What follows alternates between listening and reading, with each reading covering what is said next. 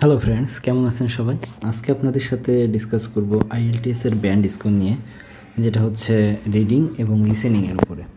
তো আমার যে টার্গেট আপনাদের সাথে যে 6 অথবা 6.5 পেতে হবে। তো 6 অথবা 6 পয়েন্ট পেতে হলে আমরা বেশিরভাগই যারা পরীক্ষা দিব তারা হচ্ছে যে একাডেমিক অথবা জেনারেল পরীক্ষা দিব। তো যারা ভার্সিটিতে পড়াশুনো করার জন্য বেশিরভাগ যাবেন তারা হচ্ছে একাডেমিক পরীক্ষা দিবেন, আর যারা কোনো চাকরির জন্য যাবেন তারা হচ্ছে জেনারেলে পরীক্ষা দিবেন। তো একাডেমিকের ক্ষেত্রে 6 অথবা 6.5 তোলাটা খুবই, আমি বলি যে খুবই ইজি হয়ে যায়। কারণ এখানে দেখেন 6 যেখানে, সেখানে একাডেমিকের ক্ষেত্রে লাগবে মাত্র 23 পাইলেই আপনি হচ্ছে 6 ব্যান্ড স্কোর ছুঁইতে পারবেন। আর এদিকে লিসেনিংয়ের ক্ষেত্রেও 23। তো এখন কথাটা হলো 23 জিনিসটা কি, যে আপনি 23 কি অনেক বেশি নাম্বার পড়ে যায়? এখন দেখেন একাডেমিকের ক্ষেত্রে রিডিংয়ে 3টা প্যাসেজ থাকে। তো প্রথম প্যাসেজ, দ্বিতীয় প্যাসেজ এবং তৃতীয় প্যাসেজ।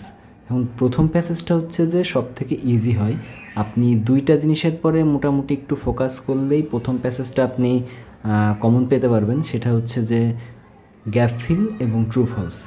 এই 2টা ভালো করতে পারলেই আপনি প্রথম প্যাসেজে যেই 13টা প্রশ্ন আসবে সেই 13টা প্রশ্ন থেকে আপনি মিনিমাম 10-11 আপনি পেয়ে যাবেন।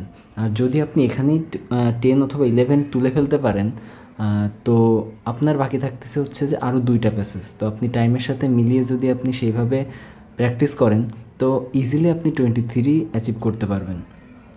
তো সবথেকে যেটা মেন কথা, যে 23 অ্যাচিভ করতে হলে আপনার প্রথম প্যাসেজটার টার্গেটটা খুব ভালোভাবে নিতে হবে। সেমভাবে লিসেনিংয়ের ক্ষেত্রেও প্রথম পার্টে আছে 10টা কোশ্চেন। তো প্রথম 10টা কোশ্চেন খুবই ইজি আসে। এখানে আপনার জাস্ট নাম, পরিচয়, ওরা জাস্ট বলাবলি করে, সেইগুলোর থেকে অ্যান্সার দাগাইতে হয়। তো সেখানে আপনার টার্গেট থাকবে যে প্রথম 10টার ভিতরে আপনাকে 10টাই হইতে হবে। পরবর্তী যেইগুলো আছে সেইগুলোর থেকে আপনার সুবিধা অনুযায়ী আপনি আর 13টা কারেক্ট করবেন। তো 30টার ভিতরে 13টা কারেক্ট করবেন। সেটা আমার মনে হয় যে আপনি যদি একটু বুঝে পড়াশুনো করেন তাহলে 13টা কারেক্ট করা খুবই ইজি। আপনি আমরা যখন রিডিং বা লিসেনিংয়ের পার্টগুলো আস্তে আস্তে আলোচনা করব, তখন আমরা দেখাতে পারবো যে কিভাবে 13টা কারেক্ট করা যাবে, কিভাবে 10টা কারেক্ট করা যাবে। এটা খুবই ইজিলি আমরা দেখাতে পারবো। কিন্তু এখন যেটা বলতে চাচ্ছি যে ব্যান্ড স্কোরটা আপনারা যেটা ভয় পান যে অনেক তোলাটা, 6 তোলাটা অনেক কঠিন হয়ে যাবে, আসলে কিন্তু সেটা না। 6 তুলতে গেলে আপনি জাস্ট একটু ট্রিক্স করে আপনাকে করতে হবে। কারণ আপনি যদি শুরুতেই যদি পার্ট 3-র অ্যান্সার দিতে চান রিডিংয়ে, তখন কিন্তু আপনার ব্যান্ড 6 ওঠাতে একটু টাফ হয়ে যাবে। কারণ পার্ট 3 যখন আপনি করতে যাবেন তখন প্রশ্ন সব থেকে হার্ড লেভেলে থাকে। তো আপনি যদি পার্ট 3 করে এসে মনে করেন যে পার্ট 1 করব, তখন অনেক সময় হয় কি যে একটা মেন্টাল প্রেশার পড়ে যায় যে না, আমি পার্ট 3 করলাম, হ্যাঁ আমার তো অনেকগুলো কোশ্চেনের অ্যান্সার হয় নাই, আমি পার্ট 1-এ কি পারবো, একটা প্রেশার পড়ে যায় তখন। বাট আপনি যদি শুরুতেই পার্ট 1 দিয়ে শুরু করেন, দেন দেখবেন যে আপনার একটা প্রেশারটা কমে যাবে। তখন কিন্তু আপনি ইজিলি সুন্দর করে 13টার ভিতর অনেক সময় 13টাও কারেক্ট হয়ে যায়। তো আমি বলতেছি না যে 13টা কারেক্ট করতে হবে।